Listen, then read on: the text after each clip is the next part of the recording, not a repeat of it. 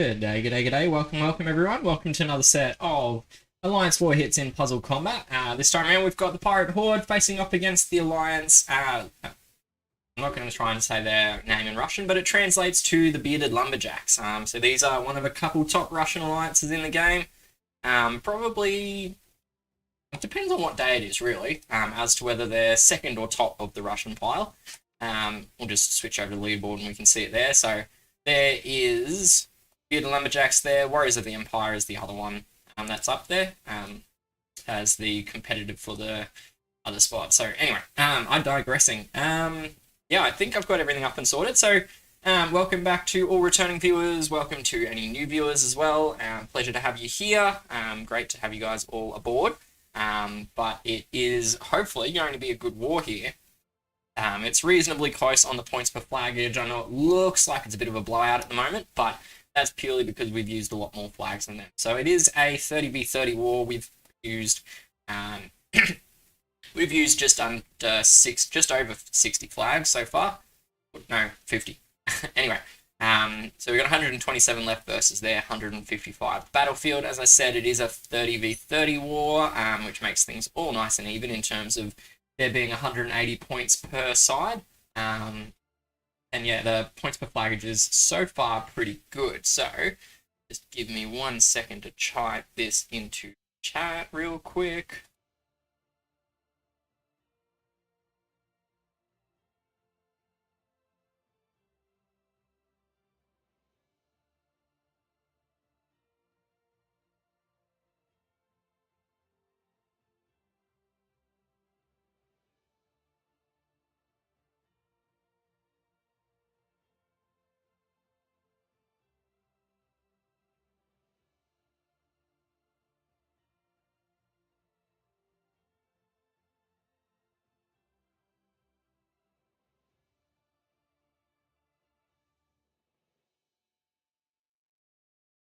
All right, with that said, sorry, I just needed to drop that quickly into chat just so that we had it there.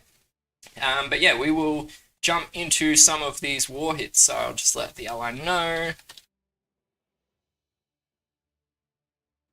And we should be off and running. So they are running blue tanks, so it is a fairly standard setup. There's not actually too many double revivers left. Actually, there's no double revivers left. Only a bunch of singles. So doesn't really matter which one I take out. Interesting, there are a couple Pearlers in there.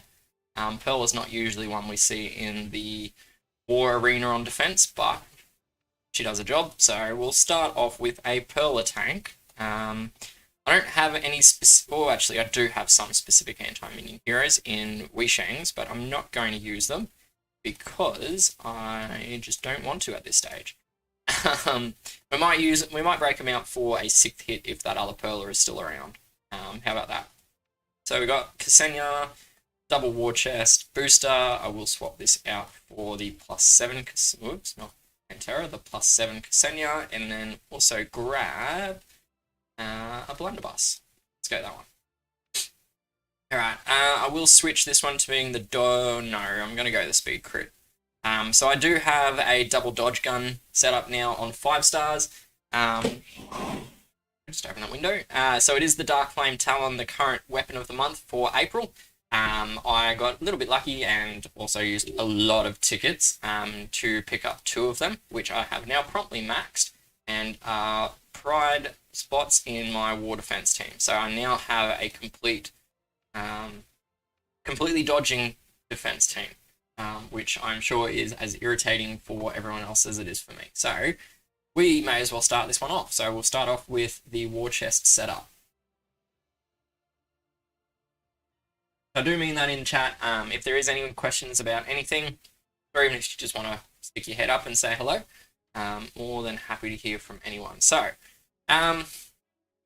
we may as well talk a little bit about tile manipulation because it is a question I get asked a little bit in various different socials. So the whole thing with tiles is that they are semi-predictable. And when I say semi-predictable is that you know you've got a 20% chance of getting, on average, a given tile to come in. So you want to be making your moves in such a way that it's going to potentially get you more of the tiles that you want, in my case it's blues and reds, into positions that you want. So, for example, this move here of making the match 3 blue is not actually a good move. And the reason for that is it doesn't actually expand the board anything. Like, if I make that move, yeah, I get 3 blues matched, but then, you know, my yellows disappear up here, my purples disappear up here, so this block here becomes much less viable. There's also no way of matching those blues that I make with the blues over here that I've got. And there's also a low likelihood of, well, it's actually impossible to get this match 3 of reds to match automatically by making that move, or that move there, because the purple tile will sit there. So what I'm actually going to do instead is I'm going to make this yellow and purple match down here. And the reason for that is if I clear all of that out, I've got a chance to make this red tiles up the end here match automatically. I won't get a square match because I'm going to make a yellow X-shaped thing, which is going to go into that space. But I've also got the chance of bringing in some blue tiles into either of these spaces here, and hopefully I might get a little bit of a cascade. And the reason I target cascades is quite simple. It's because you'll see it about here on the screen. There's a multiplier when you manage to get cascades happening. So you can see there it's a plus 10%. We got lucky, we got some blues. And the benefit of the multiplier is that it actually increases the damage that gets done in that turn. So you can see now I've sort of exhausted a lot of what I had going on this left side. So I am going to pick up these blue tiles now because that will finish charging both my war chests and get us to a position where we are able to make some moves. Next move, I'm going to get this red tile and I'm going to get it all the way up here. Going to do it by making this green and yellow match. I'm not going to go the way that it's suggesting because that is a terrible move in that it doesn't actually get my known red tile into a known position. What it's going to do instead is it's going to potentially bring a red tile up towards this region. So I'm going to go sideways there. See there, my red tile is exactly where I want it to be. I'm not too worried about Pearl firing off her skill once. I'm going to grab my red tiles because my blue tiles I know we're going to sit into a nice position. And then I'm going to finish off those blues. And now we've got booster up and running. I'll grab the final reds, which will get everyone charged just in time before this bloke here, Coyote, fires his special skill. So we'll fire Ksenia, then Blunderbuss, then grab the double war chest, and that should eliminate most of them. Oh, not quite. So didn't quite get as far as I'd wanted, so I will grab my reds here, which will grab the blues. I was hoping for that to get a hit there. We got there in the end. So this is a big cascade. We can see there it's a 12, 13x, and we've already got 120% additional attack in that cascade, which means that that is an absolutely huge amount more damage that's being kicked out just because it was a cascade. No other reason. Now I'm just making moves while I wait for more, just to revive a half dozen times before dying. Only twice. Alright, that's not too bad. So there you have it. That's a little bit about my thought process when it comes to tile manipulations. I do try to see a couple moves see a couple moves in advance just to see where tiles are going to end up. There's not much point making moves if you're going to end up with tiles in places where they're not actually useful, because that doesn't actually promote your board anywhere. So we'll grab Hitman next. Might go, what do we got? Panzer Tank. Might go Chainsaw. It's such a funny name, Chainsaw. Alright, so we got Jane. I may as well use Accent. Might as well use my Monster Man in this team, to be honest. So we'll grab Brock into here. There's Brock there. Who else do we have in this team? We've got Wyatt, because we want a little bit of healing, and then we'll also grab Melter. And Melter is going to make my minions even better. So we'll grab the accuracy dodge gun there. I'll just chuck the second dodge gun on Wyatt. I'll just give speed crit to both Brock and Accent. Alright, so purpose of Chainsaw in this one is really simple. Chainsaw is there to eliminate Answer, basically. Chainsaw has the Fiend, which prevents any buffs while the Fiend is alive. Which, when you look at Panzer's abilities, it's got a little bit of damage, and then 90% of the rest of her effect is all about that taunt. And that is a really nice board. It's insanely nice. So I'm going to make a grenade here in this spot right here. The only question is which way I'm going to make the match. So I can either go vertically, moving this tile down, or I can go horizontally, moving this tile across. Now, there's not really much difference in how these tiles are going to end up. If I make this one this way, I've got chances of making some matches in here, but no way of matching up these red tiles here, which is a little bit annoying. Alternatively, if I make it the way it is, I've got a chance that I can drop a red tile into this spot here and match those ones at the bottom. So that's the way I'm going to go. I'm going to go vertically. I didn't quite get it. I was hoping for it, but I'll get everything. There we go. So we got a nice red tile to come in. With that dead, it is a lot of the point of Chainsaw gone. So I'm just going to target it on Krampus there. It's not going to do too much, but then the benefit of having Melter is Melter.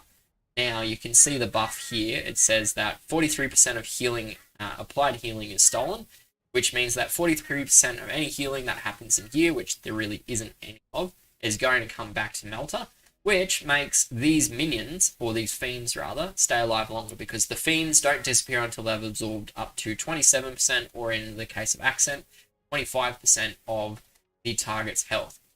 And if you're already losing 47% of that healing as well, sort of just sticks around for a very long time. So I will quickly just take him out, just so I don't have to deal with him sending stuff back at me. That, because there's no other reason not to.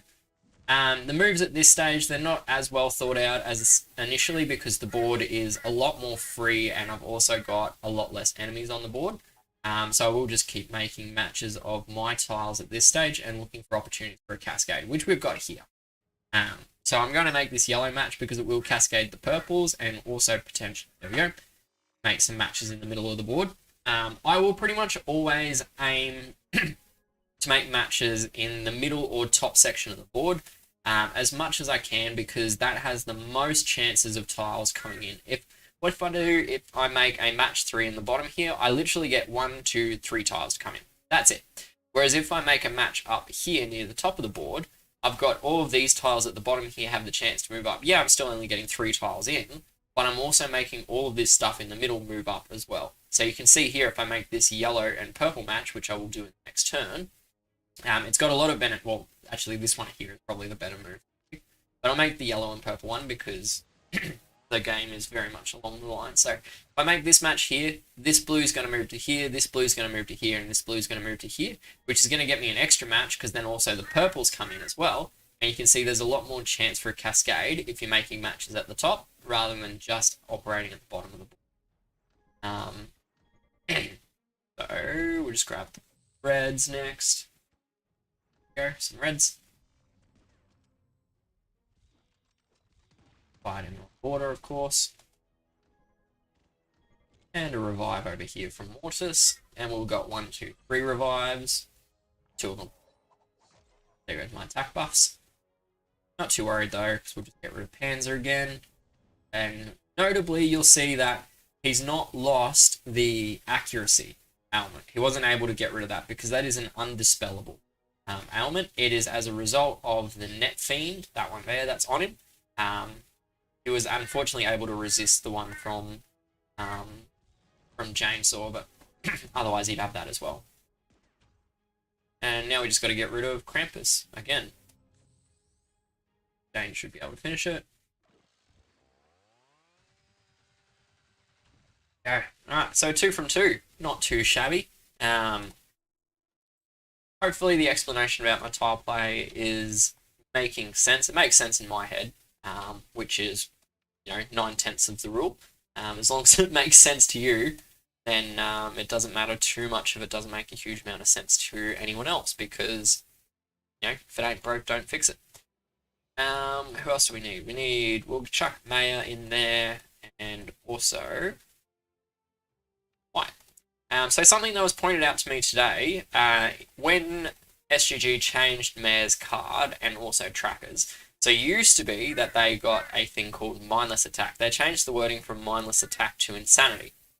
And something that happened when they did that is they actually made the Insanity, or that Mindless Attack skill, into an actual special skill. So previously, I believe, that the special skill was just 100% damage.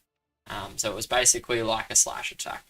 Now, however, it has been brought to my attention that there is actually a percentage based on it. So, Sin, if you are watching, keep an eye out. I'll try and remember to tap on someone under Mayor's ailment to see if there is a difference between my 5 out of 10 and your 8 out of 10. Mayor Vinaya. Alright, we'll grab the greens just to try and get some purples matched up the top here because there's a lot of purples there. I'll grab that one because it'll auto match this green on the left-hand side. And now I'm just going to pop all of the purples, get them out of here. I'm going to get a blue cascaded match here, and then that's probably about it. That's on the board at the moment, but I could have some other stuff flowing. There we go, we've got some yellows, and I'll just grab my greens. Hopefully, nope, not quite. Hopefully, I was going to say finishing off Thunderclap because she packs a punch. Alright, so you might be looking at this wondering, where did that dodge come from? The answer is from the Vigilante family. So basically, when you've got 2 members of the Vigilante family or 2 members plus, it does introduce a chance to apply a plus 16% dodge to all allies for 3 turns. So because there's both Jargle and Thunderclap that are of the Vigilante family, when Thunderclap fired, it did proc that ability, and the result is that there is now dodge for the next 2 turns. Which I'm not too worried about, because I'm just not going to fire special skills for 2 turns. There we go. So the dodge is gone. No effect. Alright.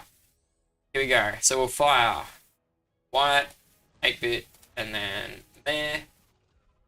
And we will pause for a second just to see what that is. Automatically does blah blah blah 124%. So there you go, there is a slight difference. It looks like it's 1% difference between each level, because mine is only at 6 out of 10 versus, no, that doesn't make sense, that doesn't add up. Maybe it's to do with their special skill level. Investigating. Love it. I need to get Mayor charged again. That will do. Bring everyone back. I want you to bring everyone back. The more people that are back, the better for this experiment. So of course, you just bring Jargle back. Thank you. Alright. How can I get more green tiles without killing people? He's the one I want to survive. You can disappear. Thank you. You've serviced us enough. I can get 1 green. Let's get that 1. Got another green right here.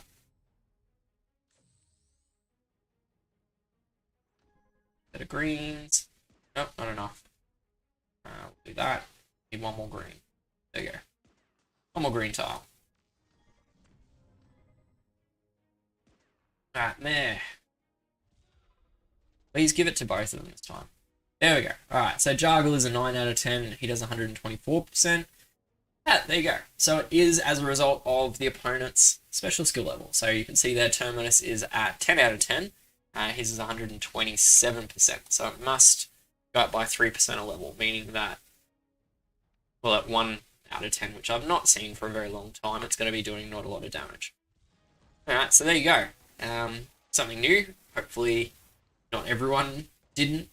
Hopefully everyone didn't already know that, because then that means that I'm the only one that didn't, and yeah, that's a little embarrassing if that's the case. Always sucks to be the last to know something. So yeah, shout out to Sin, thank you for showing me that. Yeah, it's always good to learn something new.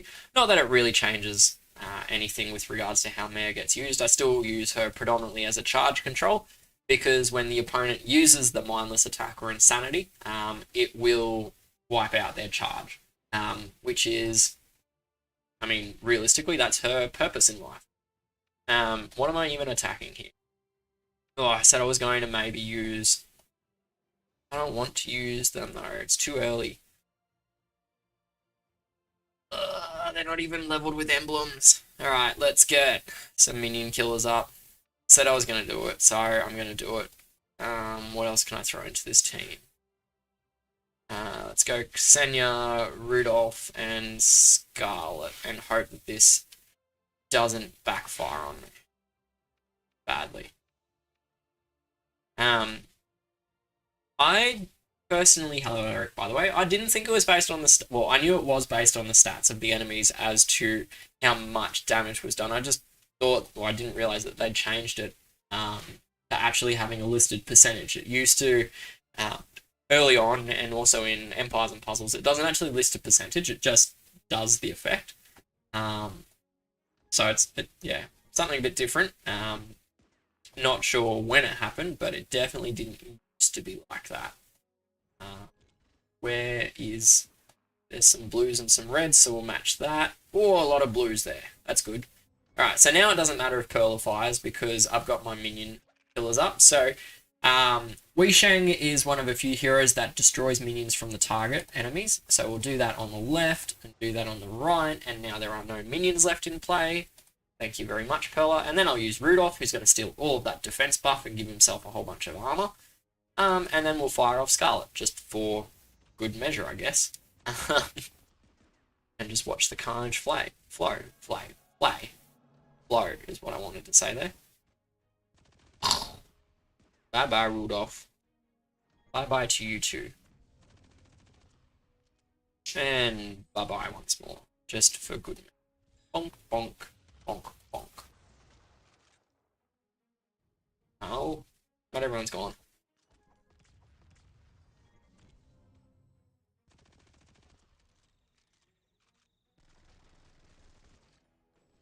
Right. And again, that's 3. Or is it 4? 3? 3. I think it's 3. Oh, doesn't matter. Alright, a little bit lucky there with that board. That was quite generous with the blue tiles to be able to power up Wei Shang.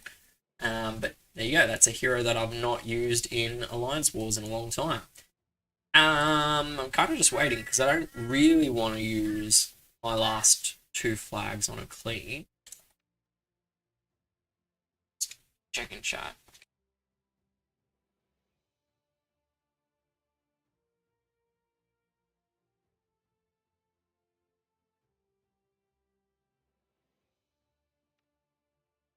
I don't like using my flags for cleans on purely on the basis that, well, I'm got probably one of the deeper rosters in the Horde, so it's more advantageous for me to use them on one-shots, but ultimately I'm happy to do whatever needs to be done for the team in order to get us to the victory. So, see there, Superman's taking on Moriarty. 13p is cleaning that one. Thanks for that, 13. Yeah, we've got some really selfless guys in the Horde. There's a lot of guys that are more than happy to take clean flags just for the benefit of the Alliance. Even though they're worth less points, they're more than happy to sacrifice those points. Selfless for the benefit of the Alliance. So, oh, we can use Dragon Fist in this. Let's do that. So, this is one of my teams that I use for, well, this is for the Sabotage spec op.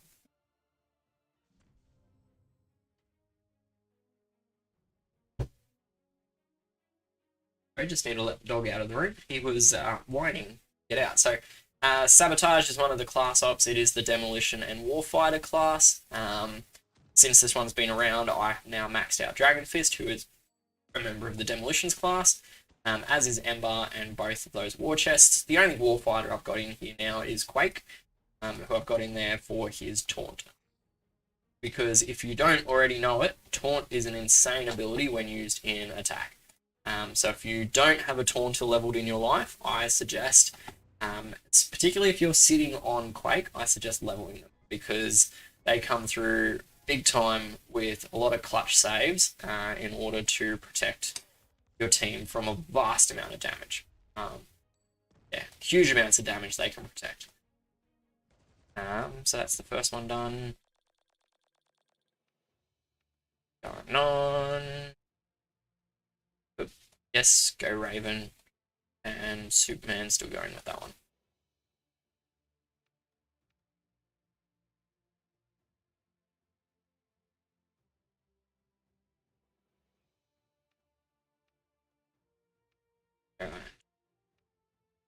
Hopefully that goes alright.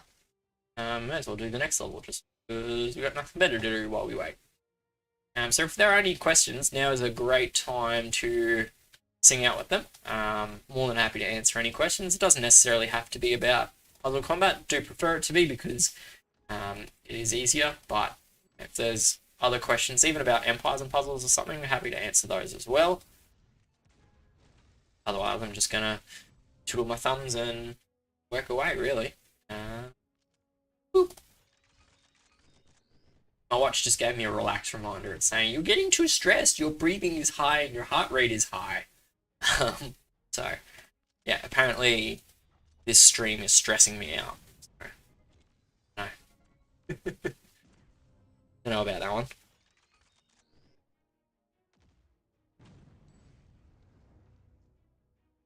I'll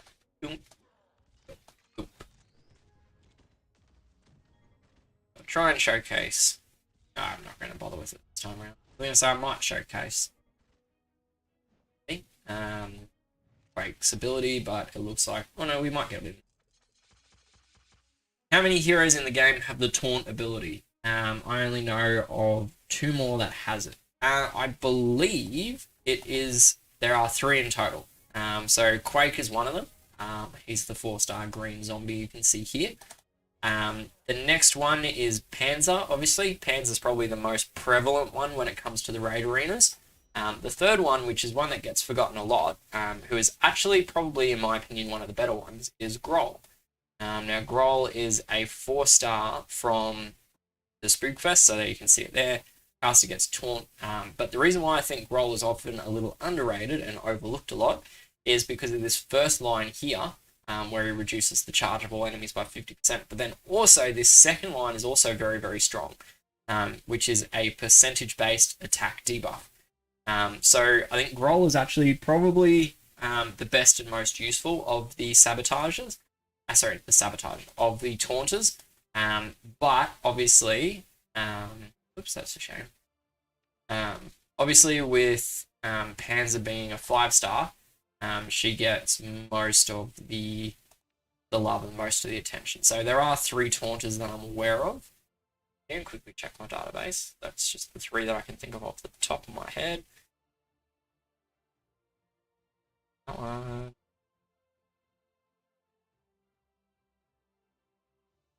So there is Panzer, as predicted. Next. Yep, Quake, and yep, Groll. Yep, just the 3 of them. So yeah. But, I mean, 2 of them, I mean, they are all event heroes, so they're not the easiest to get a hold of. One of them only comes around seasonally in Groll, so he's only available for about a month every year. And then the other one is Quake, who is currently alternating actually with Panzer, because zombies and zombies and mercenary event alternate with each other on a monthly cycle. So, all right, where are we at? We just got still the 2 cleans to come through.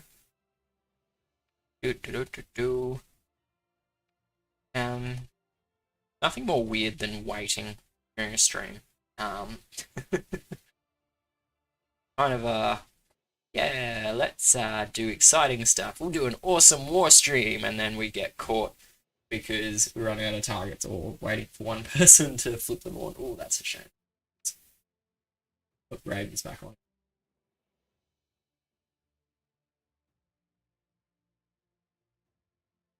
Always seems to be the case when I hop on and I'm watching the battlefield go. It must be like a bad luck charm or something. Because our fail rate seems to go through the roof when I'm online doing my streams versus if I'm just not around. So, yeah, it must be a bad luck charm. Has to be. Couldn't be anything else. Alright, what do we got? We got a war machine. May as well attack that as well. So this is a blue war machine. I have a 311 setup I use for blue war machines. Specifically, I don't know why that comes on her. That should be that one. Specifically, I'm using Sato for the pure reason that he does this percentage-based defense down, which caps out at minus 50% defense. And given that there's no actual defense dropper in green, I am resorting to off color in order to achieve that defense drop. So green is the only color where there is no defense dropper, and there is also no elemental defense dropper. All the other colors have both, or at least one of them available. So yellow, you've got 8-bit, and you've also got Rex as a defense dropper. In purple, you've got Sato, Umbra as defense droppers, and you've also got Marigold as an elemental defense drop. Blue, you've got Frag, who is the 3-star from Monster Island, and you've also got Shocker as the defense droppers. And then for elemental, you've got Pantera. Pantera doesn't work directly as an elemental defense drop. He does increase strong damage though, so it's very similar effect. And then the last one is Red. Red, you've got Blockbuster and Mariana as defense down, and then you've also got Rudolph as Elementer. So green's the only color that's really lacking that effect, which does make a big impact on blue war machines in terms of the ability to do damage or bulk damage out. So that's why you can see Sato is in this team, which is probably a little bit unconventional, but I find it works pretty well for me. My scores are definitely better with Sato in the team than when I'm running an extra green. So that's my logic.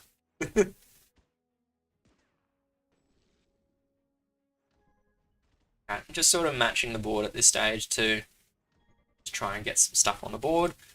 And now that we've got some things, we'll do some other things, and we'll start doing damage, and we've got nothing going, so we'll do attack reset. We still got nothing going, so we'll just take the match. That, and this thing, oh, we'll do that thing, that's a better thing. Sato, Mortis, some more things, whoops. Right, so, not ideal. Alright. That. And this is probably the end of this fight. Not a great one. Oh, we got a revive. Not a lot going. Bit of a stubborn board. Only 30,000. It's alright. We'll go one more. Hopefully then the board is reset, so.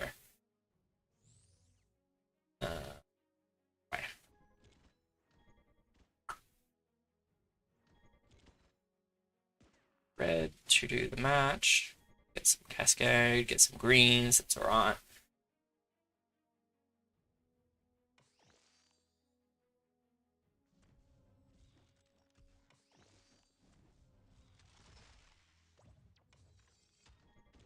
Better.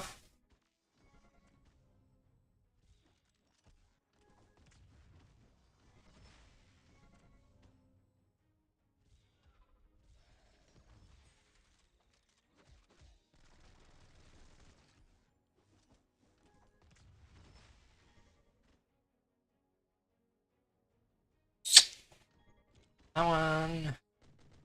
Sorry, concentrating or thinking a little bit. Not necessarily concentrating, just thinking. That's a bit better.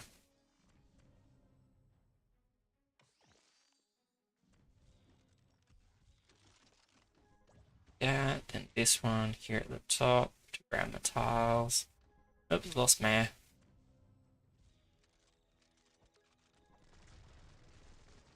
Just out of time now.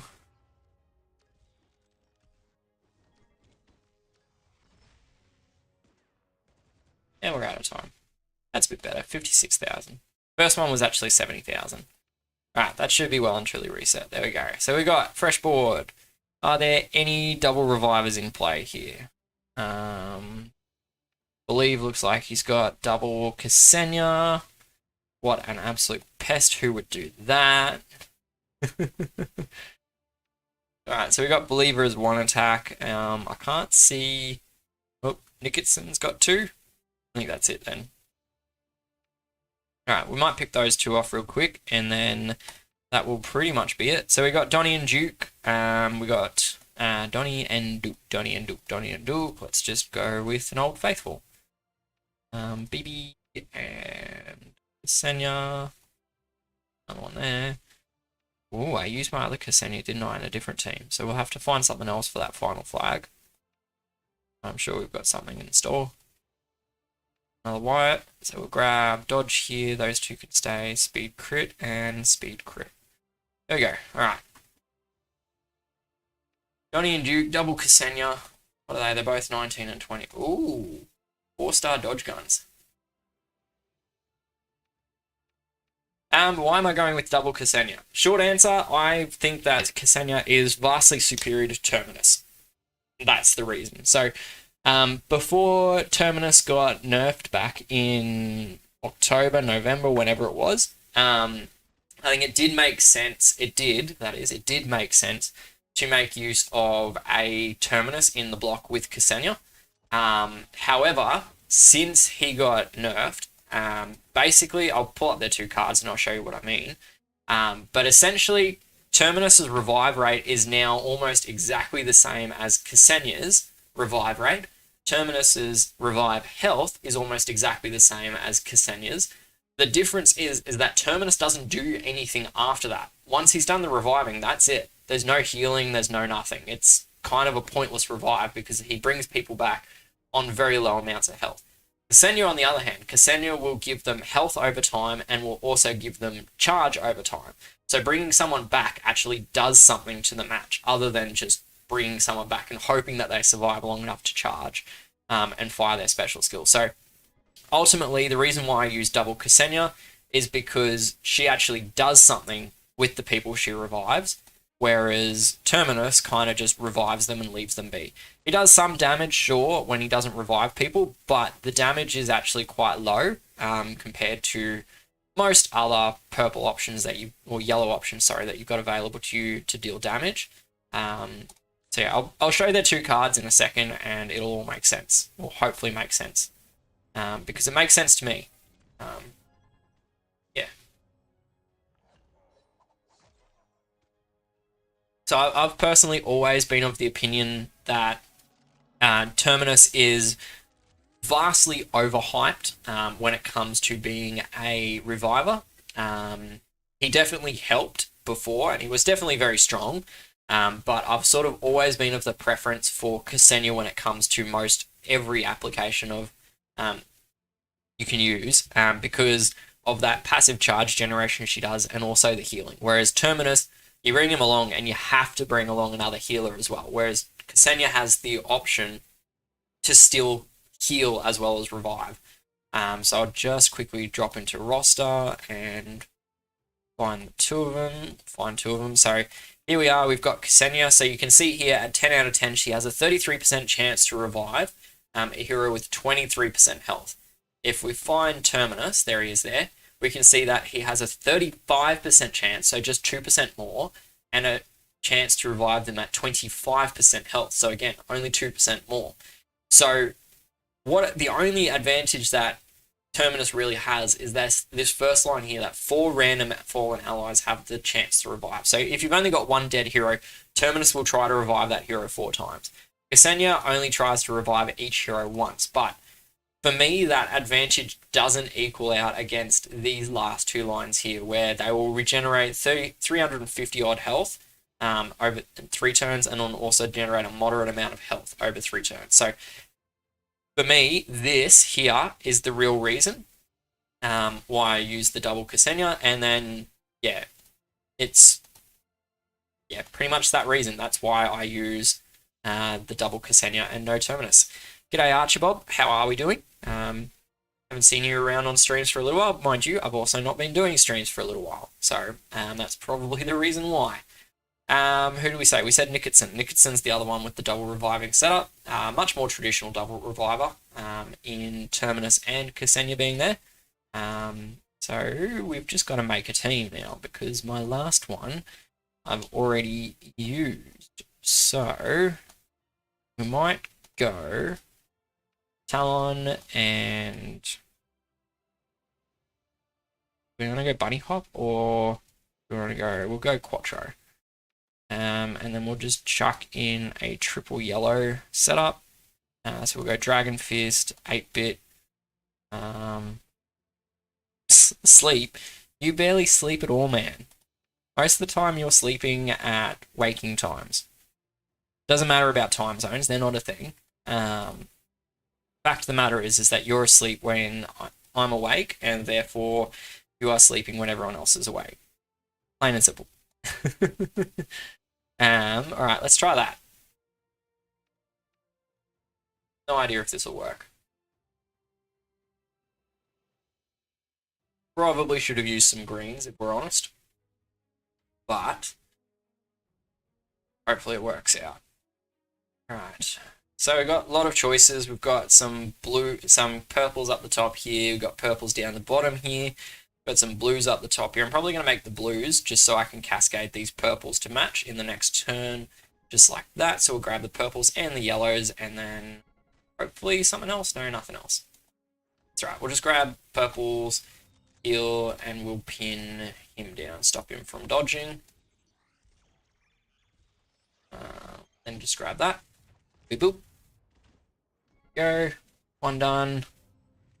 Two done. Oop. Apparently we got a blue grenade, which is gone. Get some armor up. Yellow, and we'll just pin on the left. Oop, that should finish the left-hand side, so now we can focus on the right. Just in time, do that, and now we look like we're home and hosed here, but I am not going to count the chickens just yet, because Ksenia could revive everyone. Not going to, though, I don't think, but she could if she dodges this. Which I didn't actually check what weapon she had, so there you go. So we have it. 6 from 6, not too shabby. Ended up getting the full complement of flags in and getting not quite maximum points. I think max points is around that 54 mark, but, you know, 53, 53, 54 in there, a couple 51s. So where did that land us? There you go, 315 points. So winner, winner, chicken not for dinner. I had it this afternoon as a snack. But that is where we're at the moment. So we'll just have to see how all of this stuff plays through, because there is still a lot of time and a lot of flags left. I've, as I said, still got 155, haven't used any. We've still got 110-ish or 109 there. So yeah, it's a long way to go yet in this war. Lot can still happen. So I don't really think there's anything else too much to say. We've got... What do we got? What do we got coming up? We got another... well, we got the hero review video for Hopper. Just been working on that today. So stay tuned for that one. That one should be out hopefully mid next week. Still a little bit later than I would have liked to have it out, but yeah, got some real life circumstances and stuff which is keeping me occupied. We've also got a raid tournament which has just popped up, so we'll have that coming up on Saturday week, and then midweek wars, and I think that's about all. I didn't even look at that. What do we got? 4-star buff booster with no reds. Alright, what do we got? Buff booster, no reds. Do we have any blue buff builders? We got, what am I saying? What am I saying blue? We want greens. Alright, let's go with Pipalak tank. We might go with Quake at flank, and we'll chuck in a white or two. We might chuck in 2 whites just for good measure. And then a winger. Maybe just 1 white, and we'll go Sabotage. And oh, there's it. We'll go Groll. So we'll get an extra in the wing. So we've got very passive defense. Let's find someone else for that wing position. What do we got?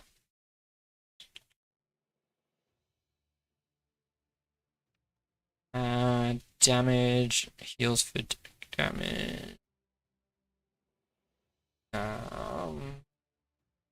Actually might not be a bad idea. We might go with that. We might go Demonica in the wing. Alright, we'll set that for now. We'll go dodge gun on him. Dodge gun here, dodge gun there, and I guess leaf blade. No, we'll stick with the snake bite and we'll keep that one as it is. Alright, so there we go. That's the defense I'm going to run with for now. I might change it in a little bit, but a little bit of a preview as to what you'll face if you're lucky or unlucky to face me in war.